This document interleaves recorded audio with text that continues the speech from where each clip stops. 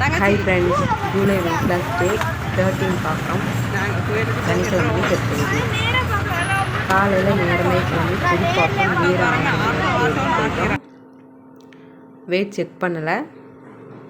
First auto பிடிச்சி போயிட்டு அதுக்கப்புறம் பஸ் பிடிச்சி போயிட்டோம்.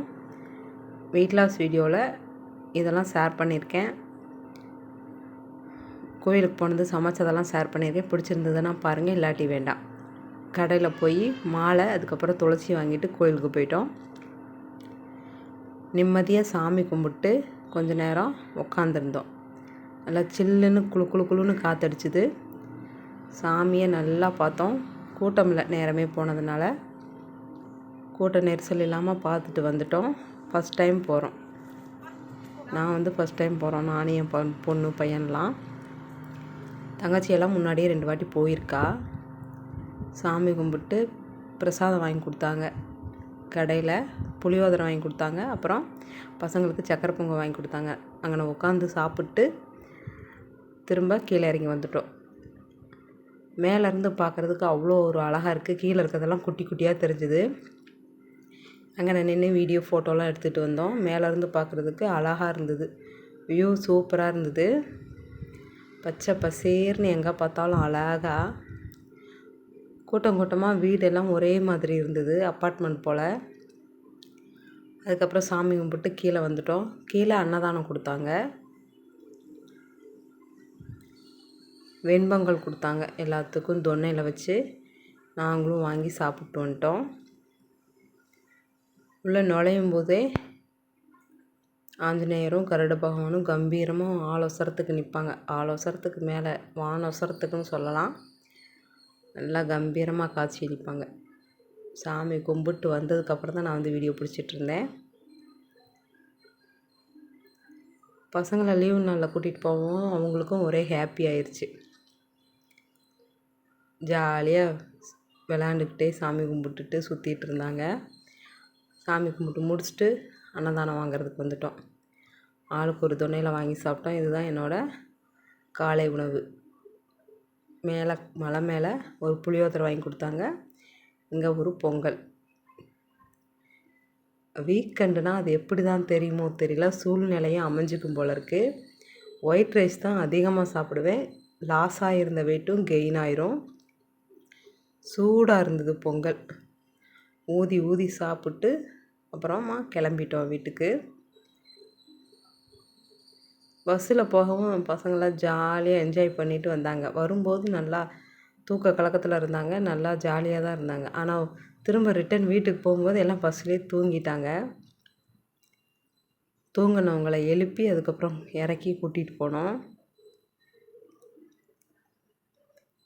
பொட்டு வச்சு விட்ருக்காங்க பாருங்கள் மேலே வரைக்கும். இந்த ப்ளவுஸ் கூட நான் ஸ்டிச் பண்ணது தான். ஆஞ்சநேயர் கோயிலுக்கு போய் இவரை பார்க்காம வர முடியுமா? அவரையும் கண்ணில் பார்த்துட்டோம். வீட்டுக்கு வந்ததுக்கப்புறம் கத்திரிக்காய் குழம்பு வைக்கணும். அதுக்காக சின்ன வெங்காயம் கொஞ்சம் பெரிய வெங்காயம் கொஞ்சம் உளிச்சிட்டு இருந்தேன். கீரை பொரியல் வச்சுட்டு சாதம் வடிச்சிட்டு கத்திரிக்காய் குழம்பு வச்சுருந்தேன். பசங்களாம் இருக்காங்கவும் நான் நிறையா வச்சுருந்தேன். அவங்க திரும்பவும் தங்கச்சி வீட்டுக்கே போயிட்டாங்க. அந்த சாதத்தை நான் தான் சாப்பிட்டேன். என்னோடய லஞ்ச் பார்த்திங்கன்னா சாப்பாடு, கீரை, அதுக்கப்புறம் கத்திரிக்காய் குழம்பு. ஆனால் நான் வீடியோ பிடிக்கல. பசி ஆபத்தில் சாப்பிட்டு முடிச்சிட்டேன். அதனால தான் சமையல் பண்ணதை காமிச்சிருக்கேன். என்னோடய லஞ்ச் சாப்பாடு தான். காலையிலையும் சாப்பாடு, இப்போவும் சாப்பாடு. நல்லா வதக்கி விட்டு வைக்கவும் சூப்பராக இருந்தது குழம்பு. அதுக்கப்புறம் சூடு பண்ணி வச்சுட்டு பழசை சாப்பிடும்போது அதுக்கு மேலே சூப்பராக இருக்கும். நல்லா அருமையாக இருந்தது டேஸ்ட்டு. கோயிலுக்கு போயிட்டு சமைக்கிறேன். போகும்போது சமைச்சி வச்சுட்டு போகலை. அதனால் நல்லா திக்காக ஆயிடுச்சு குழம்பு. சூப்பராக எண்ணெய் கத்திரிக்காய் குழம்பு மாதிரியே இருந்தது. கொஞ்சமாக எடுத்து வச்சு சாப்பிட்டாலும் தட்டு சாப்பாடு சாப்பிட்லாம். அந்த அளவுக்கு வச்சு வச்சுருந்தேன். நல்லா சூப்பராக சாப்பிட்டாங்க. எனக்கும் பிடிச்சிருந்தது. நானும் சாப்பிட்டேன். கோயிலுக்கு போகும்போது மலையில் ஏறும்போது வாக்கிங் ஸ்டெப்பு கவுண்ட் ஆயிடுச்சு. அது மட்டும் இல்லாமல் கொஞ்சம் நேரம் ஈவினிங் வாக்கிங் போனேன். மொத்தமாக ஒரு 9000 ஸ்டெப்பு வந்துருச்சு. எக்ஸசைஸ் செய்யலை. எப்பவும் போல் தண்ணி 3 லிட்டர் குடித்தாச்சு. அவ்வளோதான். 3 லிட்டருக்கு மேலே 1 டம்ளர் 2 டம்ளர் எக்ஸ்ட்ரா குடிப்பேன். அப்படி இல்லைனா 3 லிட்டருக்கு உள்ளே 1 டம்ளர் 2 டம்ளர் கம்மியாக குடிப்பேன். அவ்வளோதான். 3 லிட்டருக்கு மேலே போகவே முடியல. வாக்கிங்லாம் போய் முடிச்சுட்டு டின்னர் 2 செவ்வாழைப்பழம் சாப்பிட்டேன். பழம் நல்லா பழுத்துருச்சு. இனி விட்டால் இது வந்து வேஸ்ட்டாக போயிடும்ன்ட்டு 2 வாழைப்பழம் சாப்பிட்டாச்சு. வீக்கெண்டுங்கிறத கரெக்டாக காமிச்சிட்டேன். ஒயிட் ரைஸாக சாப்பிட்டு சனிக்கிழமை அன்னைக்கு வெயிட் செக் பண்ணல. ஆனால் ஞாயிற்றுக்கிழமை அன்னைக்கு செக் பண்ணேன். லாஸ்ட்டாக ஷேர் பண்ணுறேன். ஒரு 10 நாளைக்கு 1 kg குறைச்சிருந்தோம். ஆனால் இந்த வாரம் எந்த அளவுக்கு குறைப்போம் அப்படின்றது தெரியல. நிம்மதியாக தூங்குங்க, வாக்கிங் போங்க, எக்ஸசைஸ் செய்யுங்க, தண்ணி நல்லா குடிங்க. அப்புறமா எப்பவும் போல் எழுதுறதெல்லாம் எழுதி வச்சுருந்தேன். என்ன சாப்பிட்டேன், வெயிட் செக் பண்ணனா, தண்ணி குடிச்சேனா, ஸ்நாக்ஸ் உண்டா அப்படின்னு சொல்லி எழுதியிருந்தேன். ஸ்நாக்ஸ் ஓரளவுக்கு கட் பண்ணிட்டேன். மதியம் 11 மணி ஸ்நாக்ஸு, அதுக்கப்புறம் ஈவினிங் ஸ்நாக்ஸு.